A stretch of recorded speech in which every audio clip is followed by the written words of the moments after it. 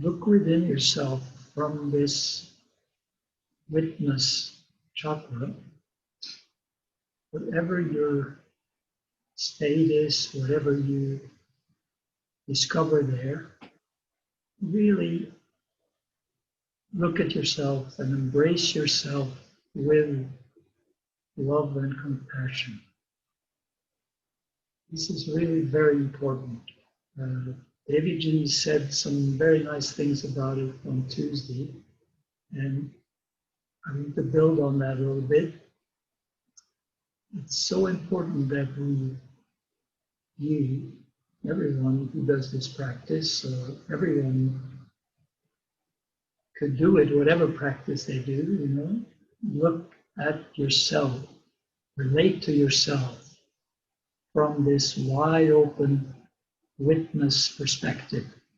You're not judging yourself, you're not feeling guilty about anything. You are really loving whoever, whatever you are, whatever aspects of yourself come up in this exercise of looking within yourself. One of the first things I heard Rudy say when I started practicing there with him was, go to the toilet, take your guilt and flush it. Guilt doesn't do you any good, do us any good. We do the best we can, and we let it go. So to really have compassion for yourself is so important. You have to have compassion for yourself before you can have compassion for anybody else. And compassion is very different than pity. And compassion is from this deeper state. You are able to feel with yourself. Your deeper self is able to feel with your self that has all this pain and the difficulty and struggles in the world and with yourself. This is natural and normal. Everybody has it. But we don't have to get caught in it. We can really relate to ourselves from that deeper awareness, from that deeper witness consciousness. And then everything looks different. I wrote this book about freedom from the web of karma.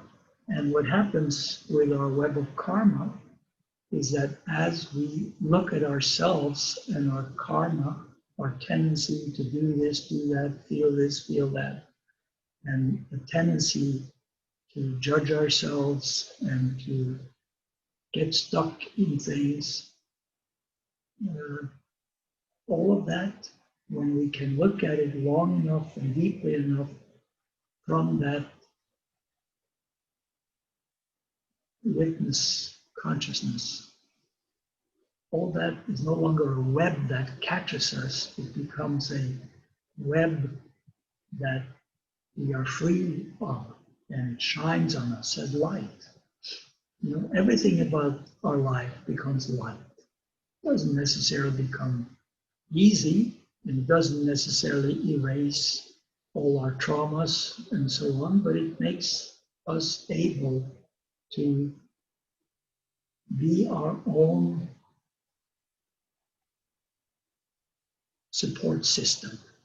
And here you are using me and Devaji, this tradition, as part of your support system, that we represent this witness awareness. So the more you can cultivate that in yourself, the more you will be able to do that the rest of your life. So really to be, I think Devaji said, to be gentle with yourself is really, really important. A little tenderness, and a little bit of trust and real love for yourself. This is not an ego thing. When you are relating to yourself from that deeper witness awareness, then you are really asking to repair and let go of all of the patterns of the past. Not that they don't come back. You'll still feel things and do things and act things, but they won't catch you in the same way.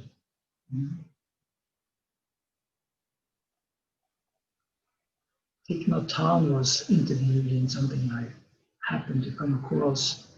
He was interviewed by one of these star interviewers on TV some years ago, and he talked about relationships. And he said, the best thing, the best mantra in a relationship is to say, I'm here for you. I know you suffer. But that's true of any relationship. This is true of your relationship with yourself. Most importantly, look at yourself. Look at your patterns and your tendencies and all of that. And you really, from the depth of you, can say, wait, it's your inner child, your inner lower self. And you say, look, I really, really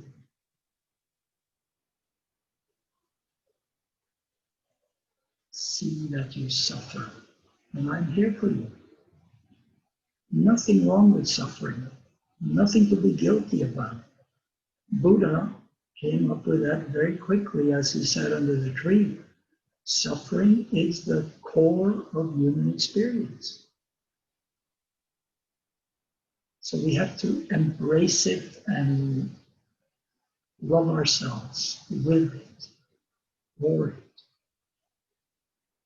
And of course, once we learn to do that more and more for ourselves, then we can really genuinely share it with partners, wives, husbands, children, people in the workplace, friends, everyone.